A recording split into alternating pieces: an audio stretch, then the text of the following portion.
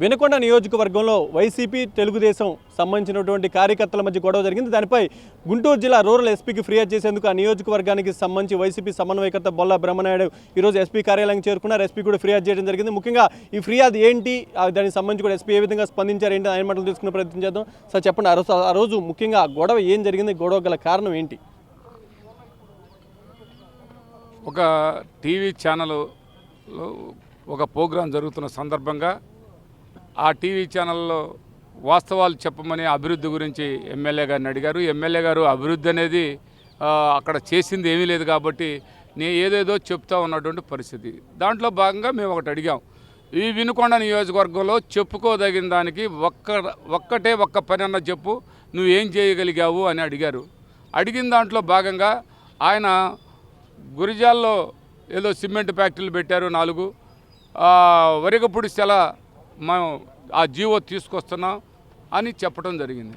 మేమేం అడిగామంటే వినుకొండ పట్టణానికి first time ఇక్కడ ఉన్నటువంటి గౌరవ ముఖ్యమంత్రులు గారు వచ్చి ఎట్నరీ కాలేజీ యూనివర్సిటీ ఏర్పాటు చేస్తాను వినుకొండలో, వెనకబడ్డ ప్రాంతం కాబట్టి అని చెప్పారు. ఆ యూనివర్సిటీ ఏమైంది మిస్టర్ ఎమ్మెల్యే గారు అని అడగడం జరిగింది.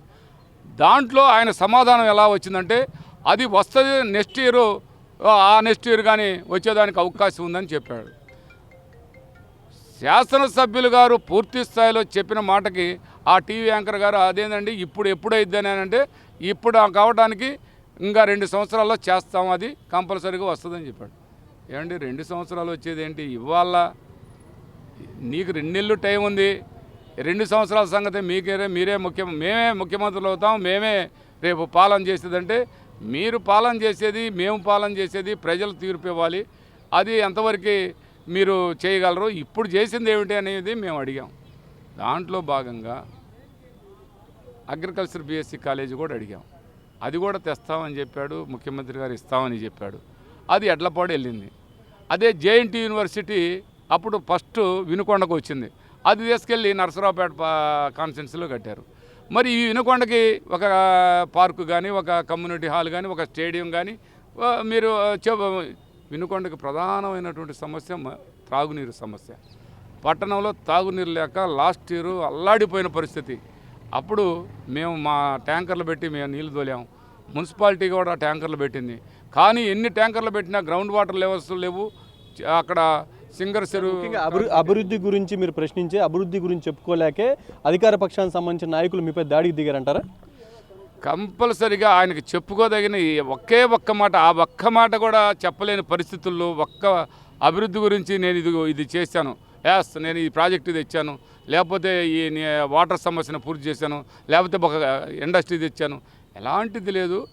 అవి కప్పిపుచ్చుకోవడానికి మేము అడుగుతున్న దానికి సమాధానం చెప్పలేక ఆయన చేసింది ఏమీ లేక ఒక్కసారిగా రౌడీ సీటర్లు వాళ్ళ అంటున్న రౌడీ సీటర్లు 7 ఉన్నారు. ఆ 7 ఒక్కసారిగా నా వైపుకు వచ్చి నన్ను బలవంతం చేసే పరిస్థితిలో మా కార్యకర్తలు అడ్డుకొని నన్ను సేఫ్ చేసి పక్కకు తీసుకెళ్లారు. అది జరిగిన వాస్తవ పరిస్థితి. సార్, ఈరోజు ఎస్పీకి ఫిర్యాదు చేశారు కదా, ఎస్పీ ఎలాంటి హామీ ఇచ్చారు, దీనికి సంబంధించి ఎలాంటి యాక్షన్ తీసుకుంటారని చెప్పడం జరిగింది? ఆయన పూర్తిగా చెప్పాడు. వాస్తవం మాకు కూడా తెలుసు బ్రహ్మనాయుడు గారు, కంపల్సరీగా దీనికి న్యాయం చేస్తాం. అందులో వాగ్యవాదంలో పబ్లిక్ ప్లేస్లో ఒక టీవీ ఛానల్ ఏర్పాటు చేయటం దానివల్ల కూడా జరిగిందని ఆయన చెప్పారు. అది దాంట్లో భాగంగా ఆయన అభివృద్ధి కార్యక్రమాలు చెప్పుకోలేక మా మీద దాడి చేయటం ఏంటండి, దానికి మేము న్యాయం చేయమని అడుగుతున్నామని చెప్పాను. దానికి కంపల్సరీగా న్యాయం చేస్తాం, వాస్తవాలు మేము తెలుసుకుంటున్నాం, కంపల్సరీగా మీకు న్యాయం జరిగిద్దని చెప్పడం జరిగింది. ఇప్పటికే ఈ నియోజకవర్గానికి సంబంధించి ఇబ్బందికర పరిస్థితులు ఉంటే అనేక సార్లు కూడా మీరు ప్రజలకు సంబంధించి కానీ పోలీసుల దృష్టి కూడా తీసుకొచ్చిన పరిస్థితి. మరొకసారి ఇలాంటి సమస్యలు రిపీట్ అయితే వైసీపీకి సంబంధించి మీ యాక్షన్ ప్లాన్ ఏ విధంగా ఉండబోతుంది? మేము ఒకటే చెప్తున్నామండి, మొదటి నుంచి కూడా ప్రజలు అన్ని విధాల వైఎస్ఆర్ కాంగ్రెస్ పార్టీకి అండగా ఉన్నారు. ఎంతమంది ఎన్ని కుట్రలు పనినా, ఎన్ని విధాల నా మీద దాడులు చేయడానికి ప్రయత్నం చేశారు. అనేక రకాల అయినటువంటి యాక్సిడెంట్ కేసులను కూడా బ్రహ్మనాయుడు గారు చేపించారు, ఎఫ్ఐఆర్ రాయమన్నాడు. అనేక దాడులు నా మీద చేపించడం జరిగింది. వాటన్నిటికి కూడా పరిష్కారం ప్రజలు నాకు సపోర్ట్గా ఉన్నారు కాబట్టి, నాకు అండగా ఉన్నారు కాబట్టి నేను చాలా ధైర్యంగా ఉన్నాను.